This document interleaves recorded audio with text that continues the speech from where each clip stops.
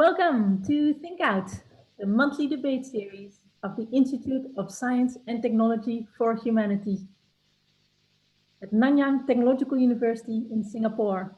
At the Institute of Science and Technology for Humanity, we address societal challenges through transdisciplinary team research, combining the latest in science and engineering with deep domain knowledge from social sciences, humanities, business, and the arts. In each Think Out, two of the Institute's leading researchers, both from very different disciplinary backgrounds, will debate an important question the world is facing. In a Think Out, we aim to dive deep into a complex issue that needs solving and engage you, the remote audience, in this friendly battle between leading thinkers. Today, we address the question whether artificial intelligence needs to be regulated by governments. My name is Vanessa Evers, and together with my colleague Hallam Stevens, we will moderate this debate. So over to Hallam to introduce the research fellows for today's Think Out. Thanks, Vanessa. I'm Hallam. So I want to state the very specific convention and tell you a little bit about how we're going to run this. So the specific convention, specific contention that we're organizing this debate around is artificial intelligence systems will need to be stringently regulated by governments in order to ensure their success. And what we want to do right at the beginning is open a poll to see where people stand on this issue right at the outset. So if we could open the poll now, we'll just keep this open for a few minutes right at the beginning. I wanted to also mention that because this is a debate, both the participants here, who I'll introduce in a moment, are taking very strong positions. They're kind of playing devil's advocate in some ways for their respective positions that they're going to adopt. So they may not entirely be behind everything they're going to say, but this is for the purposes of having an interesting discussion. We also hope you will be a part of that discussion as well, and we've reserved quite a lot of time at the end for you to participate, you the audience to participate in this debate as well. So we hope that you'll ask questions in the chat, give comments, feedback in the chat as well. And please, state your name and if you like your affiliation as well, so we can make sure that we, refer to you kind of appropriately. So what we're going to do is, as I said, we're starting with this poll. We're going to have brief opening statements of about 5 minutes by both Boan and Hannah, who I'll introduce momentarily. And then Vanessa and I will hold a brief discussion with Boan and Hannah to kind of follow up some of those points. And then we're going to open the floor for a more general discussion. So let me just begin by introducing the very distinguished and remarkable speakers that we have for you today. First, Dr. Boan is President's Council Chair and Associate Professor in Computer Science and Engineering here at NTU. He received his PhD in Computer Science from the University of Massachusetts at Amherst. And his research ranges across a wide sort of swath of artificial intelligence, research multi-agent systems, computational game theory, reinforcement learning, and many others. He has won several awards. I'll name some of them here. The 2012 Informs Daniel H. Wagner Prize for Excellence in Operations Research Practice. In 2018, the Nanyang Research Award, Young Investigator. And in 2018, he was also named the IEEE Intelligence Systems AI's 10 to Watch, one of the members of that list. He has published over 100 refereed papers on a range of topics and has numerous distinguished editorial and directorial appointments. And then second, we have Associate Professor Hannah Yifan Lim. Hannah was trained in both computer science and law. She has a double degree, and she's an internationally recognized expert in technology and international law, including across a range of technologies, artificial intelligence, blockchain, intellectual property law, data protection, and e-commerce. In 2002, she wrote one of the pioneering books on cyberspace law published by Oxford University Press. Her work has also been cited by senior judiciary, including in the High Court of Australia, and she is widely published in many international refereed journals.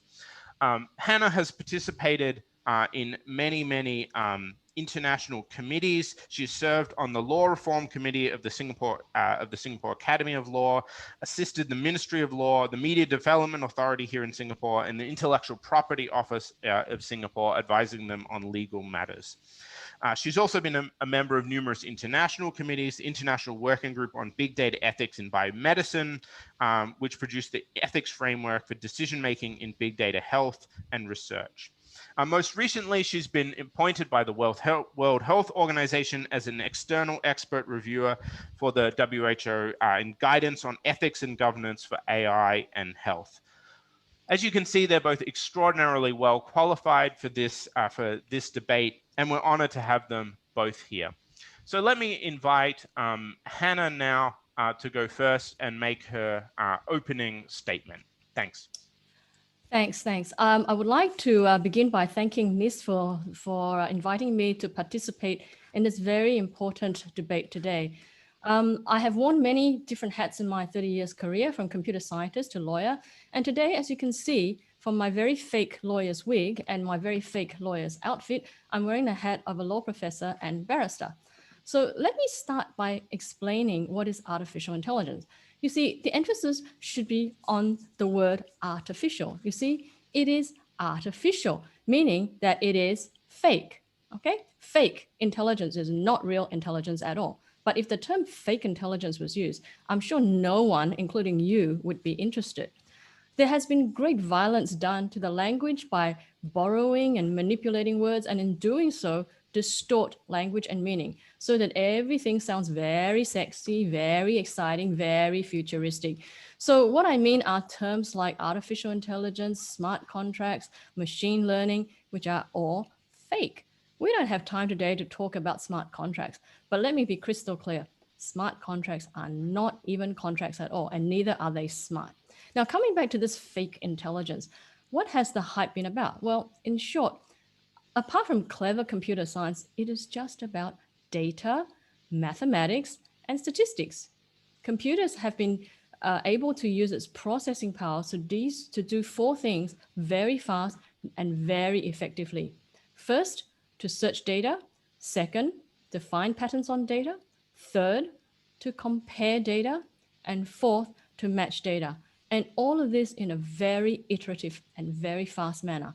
And when you do all of these things very, very fast, it produces results that look like intelligence, but with zero intelligence. So, if we look at how it's done, it's utilizing mathematical and statistical modeling. These computer algorithms have been able to give predictions or predictive analysis and then to act on them. So in reality, fake intelligence is simply algorithms with excellent probability and statistics. Big data, which I think might be related to Big Brother, as you could say that the data is collected through Big Brother methods, like through Internet of Things. Another romantic word. But anyway, big data has also led to another science fiction term, machine learning. To be absolutely clear, machines do not learn like you and I learn. Machine learning is at its best and at its simplest, computer algorithms finding patterns through statistics. A more accurate term to describe the process would be statistical learning. But would you or the world be interested if the very boring term of statistical learning was used? I very much doubt it. So all these fake terms describing fake things like fake intelligence and statistical learning really needs to be closely scrutinized, which brings me back to the contention of this debate, that these fake intelligence systems will need to be stringently regulated by governments in order to ensure their success. Now, stringently is defined in the Cambridge Dictionary as something that's in a way that is strict or severe or limiting. Note the use of or in the definition. So let us just take the descriptions strict or severe. For anything that is fake, it is common sense that they should be strictly or severely regulated by government. Otherwise, we would all end up living in a fake world. I mean, Why would we want to do that, right? I mean, we don't really want to live in a fake world. But let's look at the last bit of the contention in order to ensure their success. Well, what is the meaning of success? First of all, success can mean many, many different things.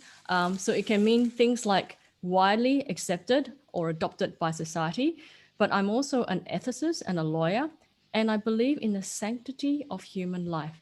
And I'm sure many of us do. Otherwise, we would not have laws in many countries that prohibit the killing of one or another human being. So, it's quite common in laws everywhere in the world that murder and manslaughter is prohibited.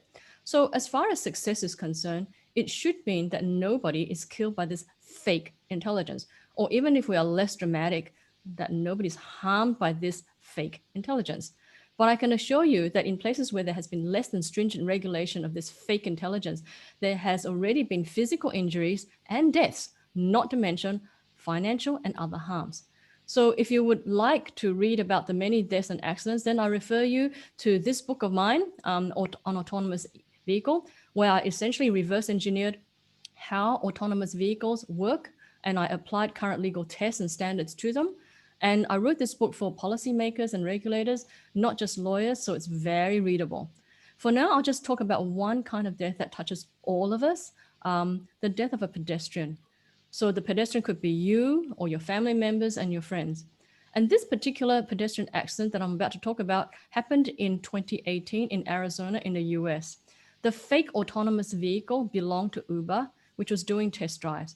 The pedestrian was simply pushing her bicycle across the road innocently at nighttime in a street that was relatively well lit.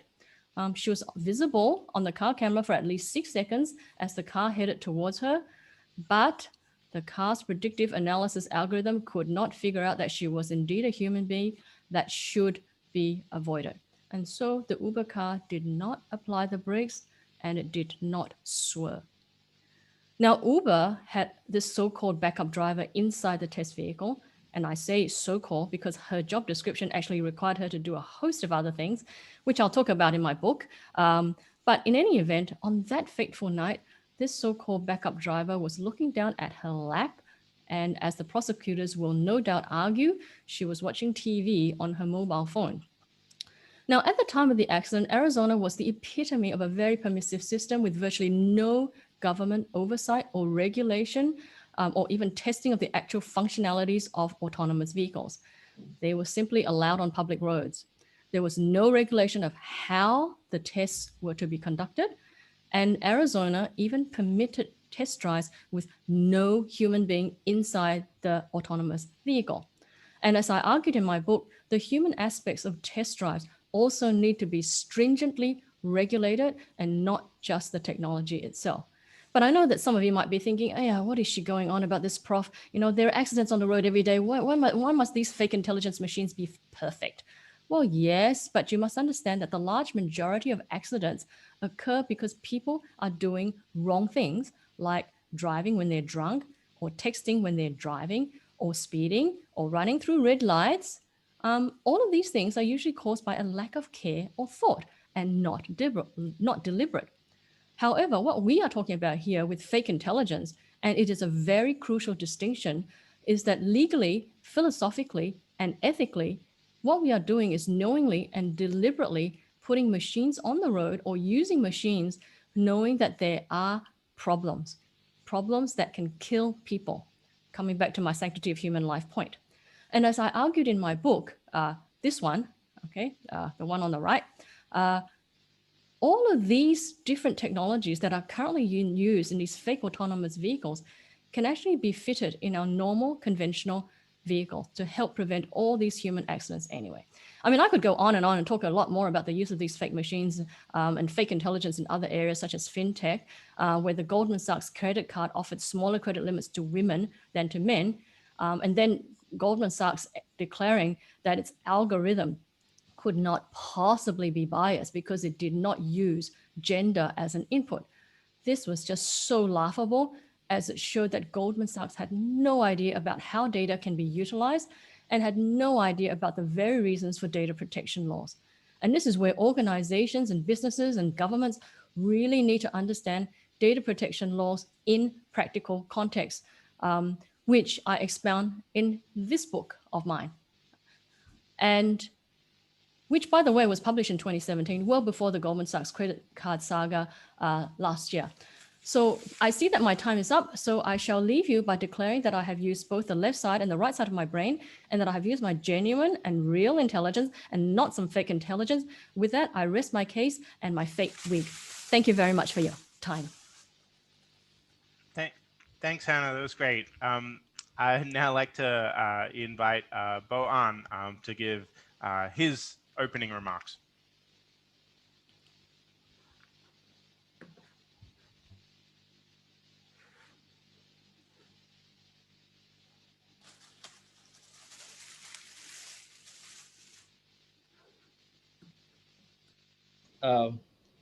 So I just muted. So I would like to share thoughts from an AI researcher who has been working on artificial intelligence for almost 15 years. As you can see, as an AI researcher, so I need to use slides. So I'm going to make 3 points. Before that, I think Hannah just used the term fake intelligence. I somehow feel that word is maybe more negative. As we can see, really, AI can do lots of great things for our human society. So I would continue to use the term AI. So I would like to make 3 points. Number one, I think AI must be regulated, as many other important fields, such as many other fields. There are many reasons why there are not so risks from AI. For instance, AI is not robust. We can easily manipulate AI algorithms and to do lots of bad things. So we have to be extremely careful. And there are lots of other issues as well. For instance, I guess everyone is talking about bias, ethics, fairness, all those types of things, or violation of privacy, and weapons, job loss, all those types of things. I think I fully agree. So there are lots of concerns we have to be careful about, and AI must be regulated. And as mentioned by many people, I guess we know those people. They basically feel we're at a time where AI is almost out of control if we don't do anything at this moment. That's something I disagree, which is about my second point. I feel AI's risks are overstated. Point one, AI is still in a very early stage. There are many phenomena or facts. Hannah just mentioned autonomous driving. As we know, Google has been testing their cars on roads almost 50 years ago, but still now they are saying they don't know when this can become true. They can have their fully autonomous cars on the road. I mean, that's one thing. And also we know that AI lacks explainability and cannot generalize. So algorithms can be used to solve some problem, but cannot be applied to some other problems, which even might be very relevant to the old problems. And also, lots of times, I think our research progress has been overstated. And sometimes it's due to the media. Even we, researchers are really humble in their papers, but media will, do not say on their reports. So basically, I feel even some other people feel we are close to the time point where AI is out of control, but I personally feel we are still very far from that point. This might take another 20 years, even longer. And also another point I want to make, lots of risks or concerns we're talking about is not only about AI. Those concerns are there for many, many years, such as privacy, bias, those types of things I just mentioned. So it's not, because of AI, we have those concerns. Those concerns exist for many, many years. The last point is about how to regulate. I guess this is quite complicated. Basically, we have to really balance between the benefits from AI and the drawbacks. So AI can really do lots of great things. For instance, surveillance systems can improve our security, but obviously there is a privacy concern, and online banking convenience for sure. And obviously, there are some other concerns as well. And obviously, AI systems can help us to do lots of things more efficiently. But at the same time, there might be risks. So we have to really have a balance. And also, obviously, over-regulation can harm AI development, especially we are at a very early stage, as I just mentioned. And obviously, there are lots of concerns we have, and we might have many objectives. And oftentimes, those objectives are in conflict with each other, long-term, short-term, or fairness, or social welfare. So it's really a hard task to decide how to regulate AI. I want to conclude with 1 minute speech by former DPM Tharman Shankaranam and 2015 St. Gallen Symposium. I guess the point he's making is we might have many things to achieve. I think he's talking about liberty in this short video. The scenario I want to mention is about AI. For instance, we're living in a city which is not safe. People, kids, women, they're not able to walk on the street in the evening. If we put some camera on the streets, obviously the security issue can be resolved.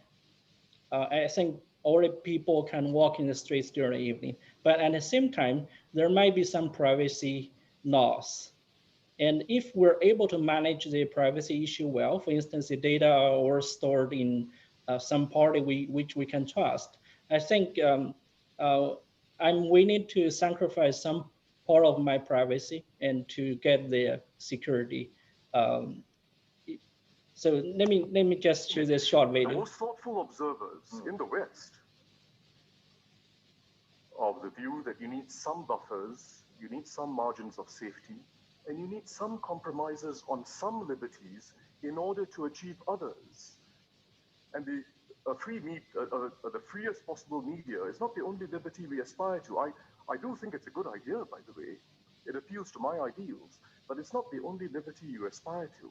You do aspire to a liberty of being able to walk the streets freely, particularly if you're a woman or a child at any time of the night.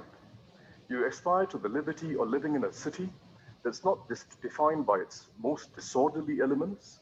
You aspire to the liberty of having an opportunity for an education and a job regardless of your race or your social background. And you aspire to a liberty of practicing your own religion without fear of bigotry or discrimination. Those are very important liberties in many societies. So that's my thoughts. Thank you. Thanks. Lots of applause in this setting for Hannah. Thank you for your position. So just to be clear, Boan, you are advocating for government regulation in this debate, and Hannah is playing the devil's advocate against government regulation in this debate. And you know, I love the outfits. I think that has to be said. So the outcome of the poll was that our attendance agreed with the government regulation with 59%. People that disagreed were 19%, and people on the fence are 22%. So now we'll have a start of this discussion between you guys, this debate between you guys for a couple of minutes, and then we'll open up to the floor. Please use the Q&A to put in your questions or your comments, any feedback that you have, any follow-up questions are super welcome. Please put your name down and your affiliation so that our researchers can engage with you personally. And Helen, you might want to start with Sure. I was just going to throw something back that I thought, you know, that came from Boan and that maybe throw back to Hannah. So this question of over-regulation harming development, right? And you know, this is a kind of classic problem or question in some ways, right? And you know, I mean, I guess what Boan is saying is that, as I understand it, is that we have a lot of things to gain potentially from AI in many, many fields, right? I mean, autonomous vehicles is just one example. And that potentially we need to be, we need to realize that if we regulate too much, we may run the risk of actually not realizing some of these benefits. So I was wondering, Hannah, whether you had any response to this kind of argument, that if we regulate too much, if we regulate stringently, that in fact we're going to end up not reaping the kind of benefits that we're missing an opportunity in some ways. Oh, Helen, I just love that question because I've been a computer scientist and a lawyer for the last 30 years because I have the formal training in computer science from Sydney University. And I can say that this idea that regulation stifles innovation is a very superficial viewpoint. It is not at all a dichotomy. You need to know what to regulate and how to regulate. And there are many areas of laws and many different aspects of technology and many different types of AI and many different use cases. So, and this is the big problem at the moment because most lawyers and most regulators and most people, the average person on the street, they do not understand the technology of AI. And if you don't understand the technology, you just simply cannot regulate it. It's like, you cannot regulate what you don't understand, just like you cannot teach what you don't understand. It's as simple as that. And the United Nations Commission on the International Trade Law invited me to be a legal expert to assist in their work. And from that experience, I saw firsthand, and this goes across the board because there were many, many experts that I had to more or less educate. And to explain the technology because they were legal experts and they had no training in technology. And from that experience, I saw firsthand how crippling it can be for lawyers and regulators and policymakers when they are struggling to understand the technology concepts and the technology. I mean, words can be used to describe things, but they can conjure up a lot of misconceptions in the minds of the reader. And, I've seen a lot of academic papers written by law professors that clearly reveal that they do not understand the technology of AI, but they think they do. And so they build their entire research and their arguments on sand and not on solid ground. So yes, I can understand if, there are concerns of people that, if we leave this to just the lawyers and the regulators, they're just going to mess things up. So, I mean, in terms to answer your question and coming back to a point that Bo-An actually made, is that, well, no, I mean, they're not dichotomies. And not only that, in addition, regulation is required to give all players a level playing field and to create healthy innovations because it will protect all parties, whether it's the implementers of the AI or the final end users. For example, if you're, fintech, if you have lousy fintech, it helps nobody. It doesn't help the financial institution. It doesn't help the end user. And if it goes to court, the developer of the AI system will have to pay. I mean, the whole thing is just very, very costly. And just to give you one example that's already heading towards the courts, a Hong Kong tycoon actually lost 23 million in investments. I mean, these were investments lost that was triggered by an autonomous machine. And this so-called supercomputer K1 would supposedly comb through all online resources like real-time news and social media to gauge investor sentiments and make predictions on the US stock futures. Well, it resulted in millions of loss for the poor guy. And so I think that in terms of regulation, it should never be seen as a dichotomy. And if people are thinking of it as a dichotomy, then they don't understand the technology and they don't understand the law. Thanks. Sorry, Alan, can I just interrupt? Yeah, I think this relates very much to the first two questions that we've been asked. So Bo-An might want to consider that in his reply, in that, Hannah, you're making the point that regulation doesn't have to stifle innovation at all. But Bo-An might want to say something about whether it may stifle development of AI or growth of AI. Yeah, I guess I still stick to my original point. I feel so because AI can do lots of great things. Another point I want to mention is any technology, even human beings might make mistakes. AI can as well. Why we're so strict on AI and human beings can make mistakes. As I mentioned, there's no 100% security. So if all the party understand, there will be a chance that AI can make mistakes, but in expectation, it can do much better than human beings. I think that's still something acceptable. just make sure when any AI system is deployed, just make sure everyone who is involved in this process understands the potential risk, potential drawbacks of the technology. Okay, so this is turning out to be a real debate. Hannah, I think you want to respond? Yeah, I want to respond. I mean, I think the point I made in my debate is that it's not about the fact that humans do make mistakes. Legally and philosophically and ethically, so we're looking from 3 other disciplines, you cannot deliberately allow things to make mistakes. And I think that is what regulators have a responsibility to ensure. So at least like COVID-19 at the moment, we do not deliberately go out and inject vaccines into people where we know that it's going to cause brain damage, for example, in 3% of the people, because even 3% is too high. And this is the legal standards that we need to stick to.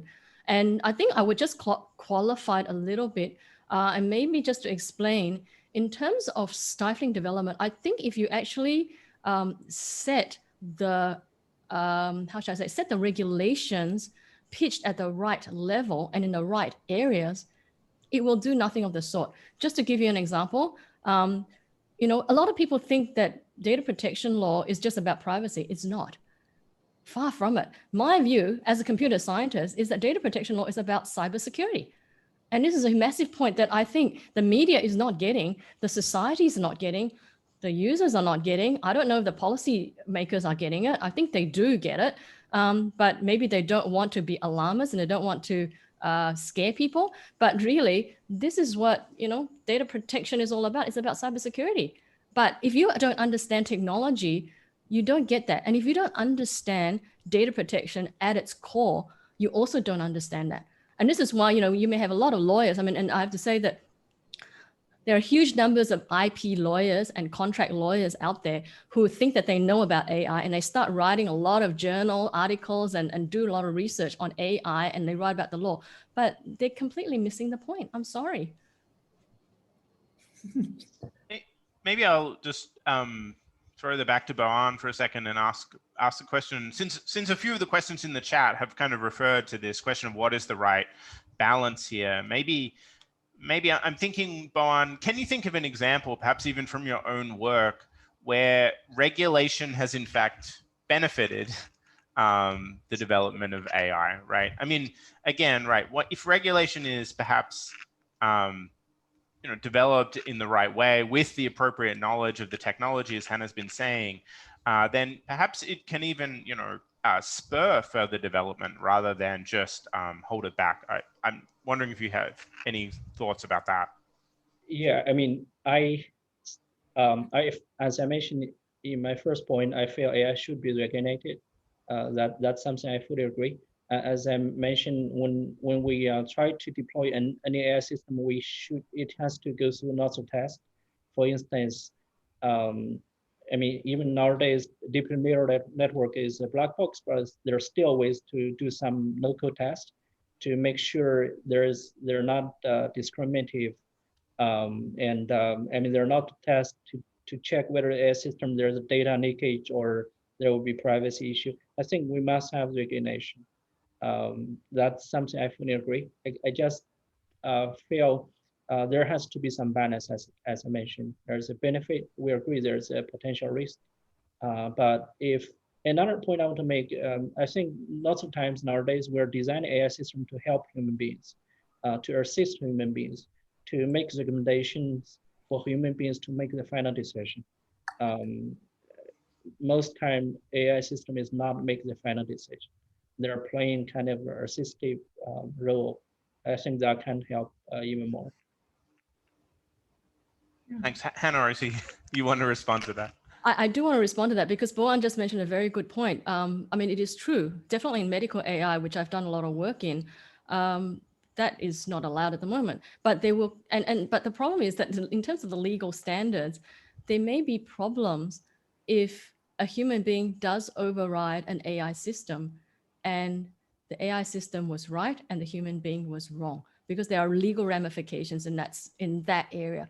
So these are all issues that we all need to consider as we construct these AI systems, because without the full transparency, a doctor would not know whether they can reliably trust this, I mean, I'm just going to use medical imaging because that's been quite advanced in terms of AI. You know, whether the doctor can say, okay, we just ignore it or we just follow up. And then it turns out that, okay, no, this person doesn't have tuberculosis after all. But, you know, there are costs involved in all of this. And so it's like trying to balance up how to set the regulation at an appropriate level for both the developer, the user, and I guess the hospital, if they're implementing it as well.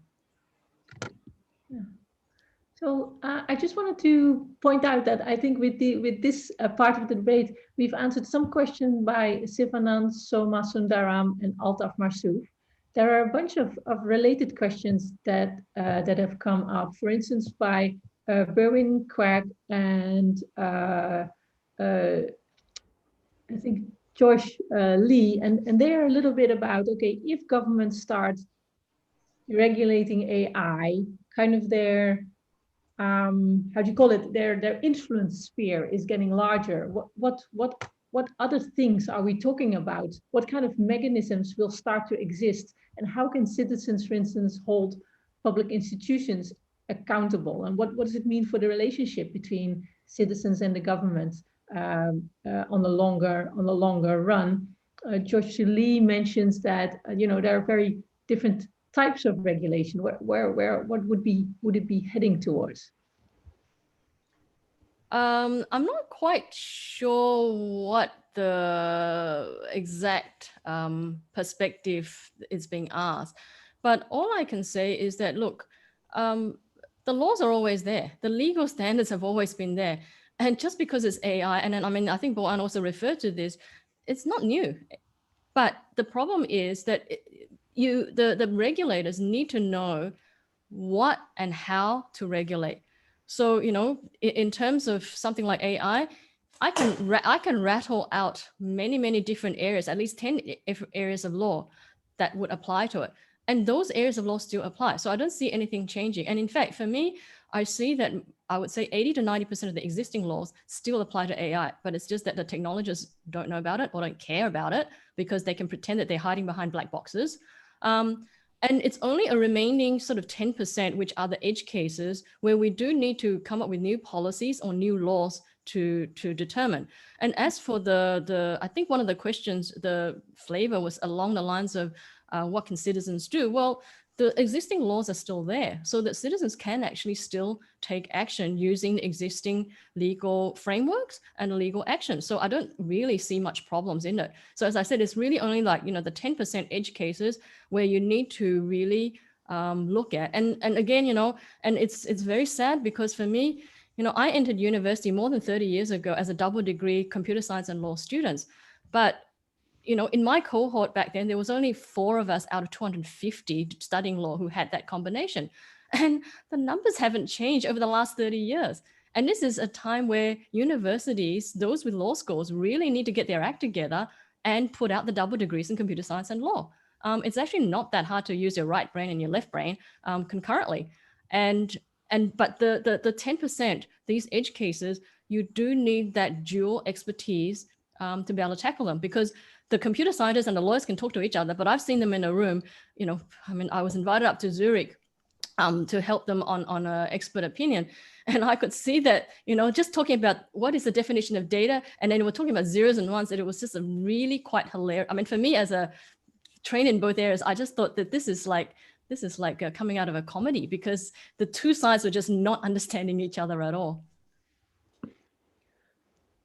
When you have a response, and also you mentioned one of the questions mentioned that people may be out and really want to abuse AI intentionally.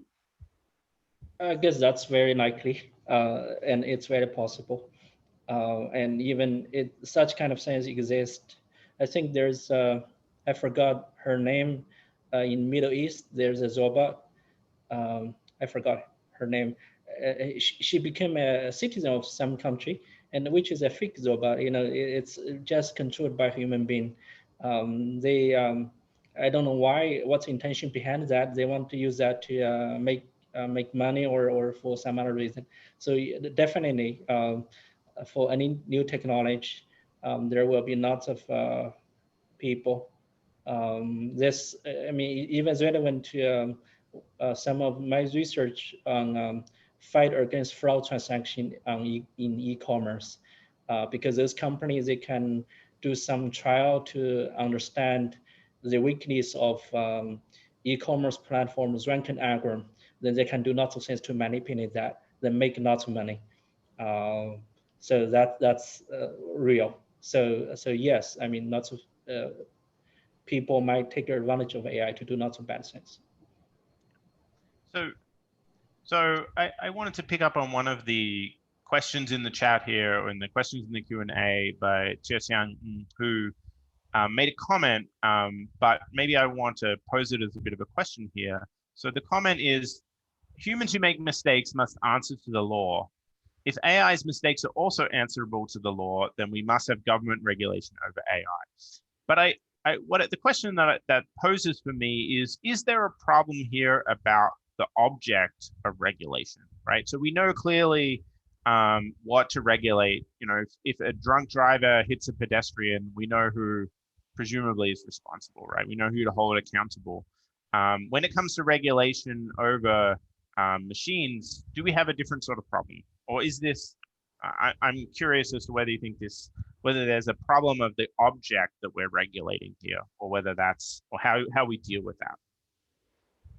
No, there's really, as I said earlier on, there's really no problem, because in terms, you know, as I mentioned in this book, ultimately you can trace it back. So if it's the AV, the autonomous vehicle manufacturer, who actually was at fault, and you can show that it's at fault, then they would be liable.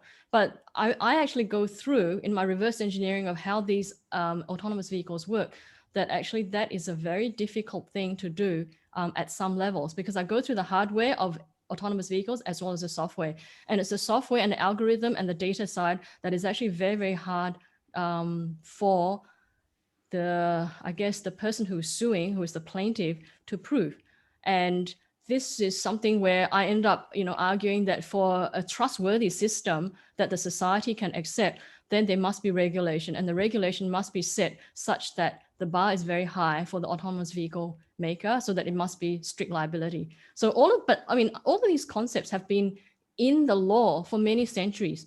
So just because we have a machine, whether it's AI or computer or whatever, it doesn't make any difference.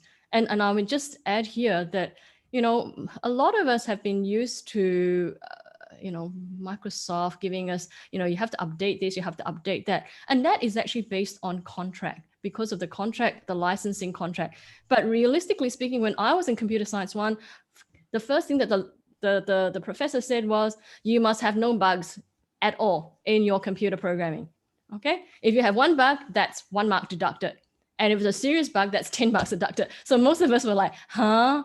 You know, so, I mean, and this is the thing, because there has to be standards, and the standards are there in the law. And I think the problem with some of the AI systems is the difficulty in applying or proving those standards according to the onus of proof in legal systems. That makes sense. Sorry, Hannah, did you want to go on? Any wondering if you have any comment? Otherwise, I think no, Boan. No. So Boan, did you ever choose not to do a certain study or not to pursue a certain aspect of your research because of changes in government regulation? Not yet.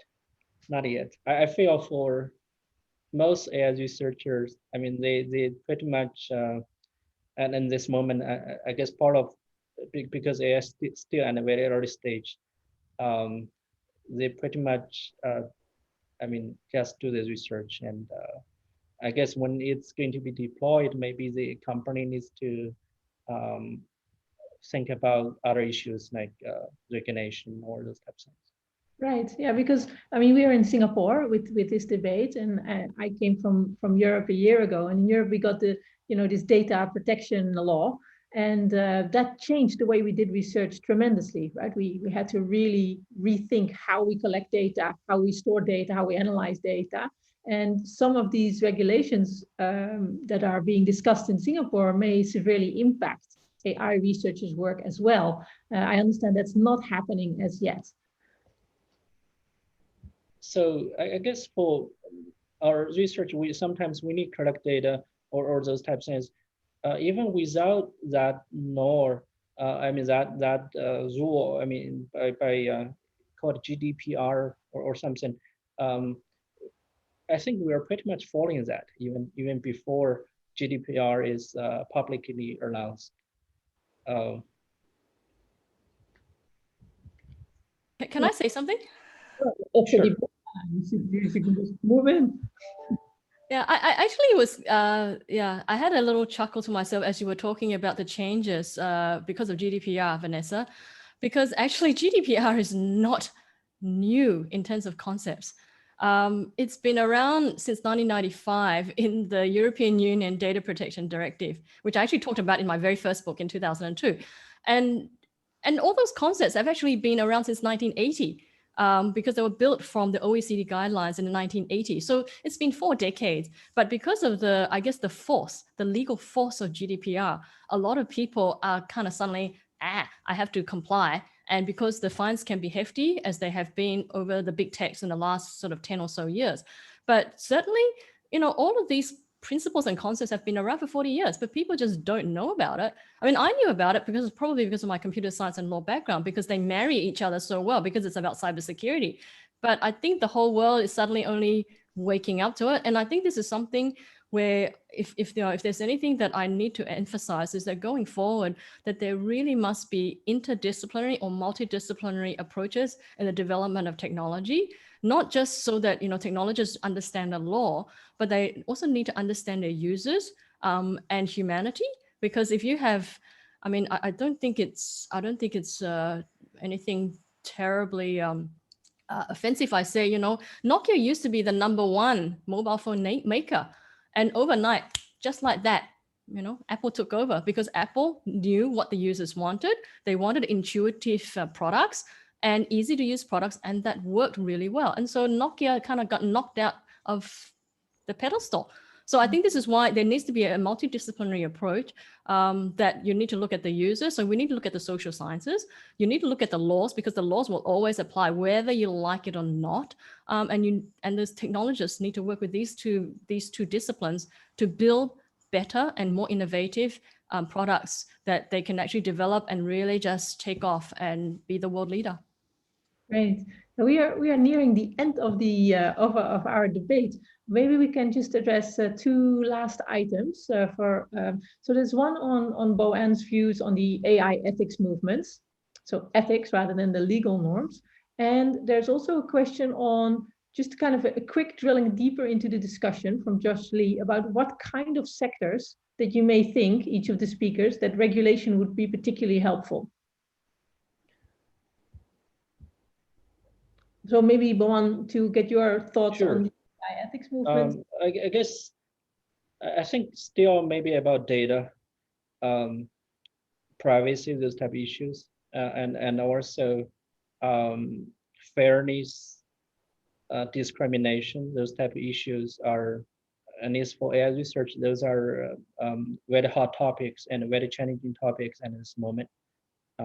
Because before any system is deployed, especially by the government, and then we need to make sure those issues can be addressed, or at least we are very confident there's no those type of issues.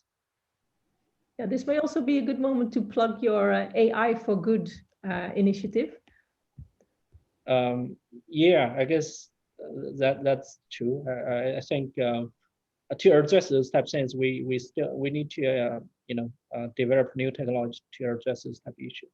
And people are working hard, try to expand deep neural networks, so that we don't need to worry about whether there's discrimination. Because if we're able to explain, we can easily prove whether there are issues. Thanks. Hannah, do you might have some feedback on the sectors that you think regulation, or either of you, Boan and Hannah, where you feel that which sectors are most eligible for regulating right now when it comes to AI?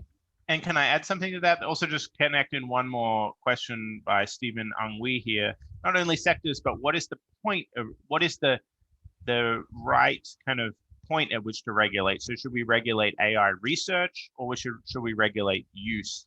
And those are potentially two different things.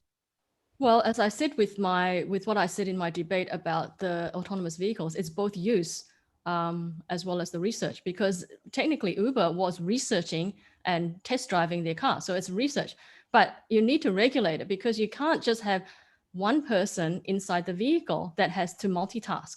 And that was my point in my book. And in Arizona, there was actually no regulation, so that you can have zero-piece person inside the vehicle, which again is just wrong ethically for a developmental vehicle. So it has to be on the development side as well. But on the other hand, if we're talking about use cases, and this comes back to Vanessa's question, if you're just talking about use cases, well, I'm more interested, and they're more hot topics, to be looking at regulation of fintech and medical AI, because they actually affect people's, well, one is about the sanctity of human life. The other one is about their life savings, which goes back to really their ability to live if they lose their life savings, for example. So to me, those are two use cases that really need to be looked at.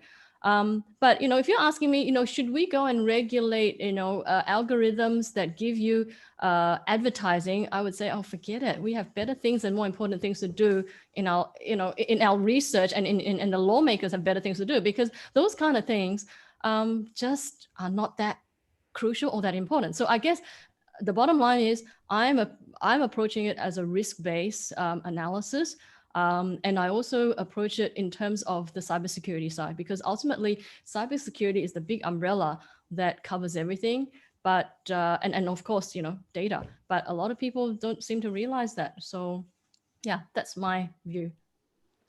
I fully agree. I think Hannah gave a couple of important fields, which because in those fields like healthcare or financial sector, the potential risk could be huge as compared with recommendation systems.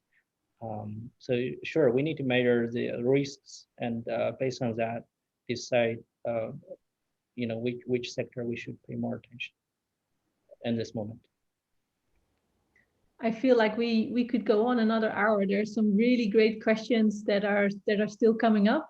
Let us try to explore a way to answer the questions that we were not able to address. So please check out our website for that. We'll try to find answers to the questions that are left. I see a really interesting question, even from Brazil, about whether we are late about AI regulation. So we could keep going on, but we're going to have to finish very soon. So this brings us to the end of our debate and to the poll, Hallam. I think we want to. Yes, let's start the second poll now, so that we can get people's opinions again.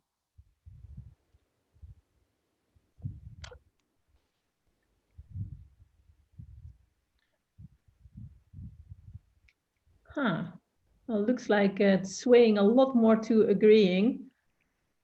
So I think that either means that both of our debaters were very convincing about needing government regulation, or we weren't very convincing in being the devil's advocate for no government regulation. But the final poll, I think, well, it's not final yet. It's still going for a couple of seconds. But at the moment, the people that agree with the original contention are 77%. Disagreement is 16%, so that's down from 19% with a couple of percentages, and undecided is now 7%. So that's the end of our poll, and that brings us to the end of the Think Out debate. So our great thanks to Hannah Lim, our internationally renowned expert in technology and internet law, and Boan, who is one of the artificial intelligence 10 to watch worldwide by IEEE. There is a soon to be very famous Think Out debate water bottle that will be coming your way. Look, Hallam is holding it up. I mean, this is a very desirable item. We thank you very much for being in our inaugural debate of this Think Out series. Audience, thank you so much for your participation. Please follow us on internet, Facebook, Twitter, anything, where we will try to address your questions, or at least a few more of the questions that are still out there. There are a lot of great questions and comments. And please learn more about this debate series to access the research papers and information on both of today's debaters. Please join us for next month's debate, 11 November, on the different approaches to counter climate change with Sunny Rosenthal, expert in environmental and science communication, and Perrine Hemmel, who is an environmental engineer of sustainable and inclusive cities. So thank you very much, Boan and Hannah, and we'll see you all perhaps for the next debate. Thank you. Thank you. Thanks. Thank you. Yeah.